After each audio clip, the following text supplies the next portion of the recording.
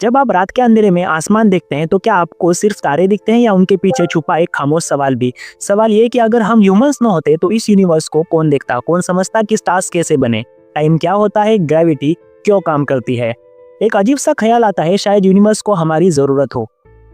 लेकिन साइंस इस बात को अलग नजर से देखती है। फिजिक्स कहती है कि यूनिवर्स कुछ तय लॉस पर चलता है, ग्रेविटी, क्वांटम मैकेनिक्स और एंट्रोपिक एरो ऑफ टाइम, मतलब एंट्रोपी हमेशा बढ़ती है। नियमों में कहीं ये नहीं लिखा कि यूनिवर्स को इंटेलिजेंट लाइफ चाहिए। स्टार्स न्यूक्लियर फ्यूजन से बनते हैं, गैलेक्सीज ग्रेविटी से घूमती है और लाइफ केमिस्ट्री और इवोल्यूशन से उभरती है। इसलिए आज के साइंस का सीधा जवाब यही है, अभी तक कोई सॉलिड प्रूफ नहीं कि यूनिवर्स को ह्यूमंस की जरूरत हो। लेकिन यहीं पर कहानी थोड़ी खूबसूरत मोड़ लेती है, क्योंकि हर वैज्ञानिक को एक कवि की भी जरूरत होती है।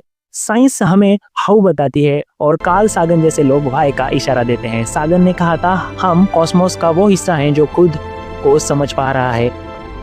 जरा सोचिए, एटम स्टार्स के अंदर बने, उन्हीं एटम्स से हमारी बॉडी बनी, ब्रेन डेवलप हुआ और उसी ब्रेन ने यूनिवर्स को देखना और समझना शुरू कर दिया। मतलब एक लंबी कड़ी बनी, यूनिवर्स से मैटर, मैटर से लाइफ, लाइफ से कॉन्शियसनेस और कॉन्शियसनेस से सेल्फ अवेयरनेस। इस नज़र से देखे तो हम सिर्फ जीव नहीं, यूनिवर्स की आंख और दिमाग जैसे लगते हैं। फिजिक्स का एक और गहरा नियम है एंट्रोपी, यानी डिसऑर्डर हमेशा बढ़ता है, लेकिन लाइफ उल्टा काम करती है। लाइफ इंफॉर्मेशन को स्टोर करती है, पैटर्न्स बनाती है, नॉलेज को बढ़ाती है। इसलिए हम सिर्फ बायोलॉजिकल क्रिएचर्स नहीं हैं, हम यूनिवर्स के अंदर इंफॉर्मेशन प्रोसेसर हैं। ये शायद यूनिवर्स की नीड न हो, लेकिन एक नेचुरल कॉस्मिक फंक्शन जरूर हो सकता है।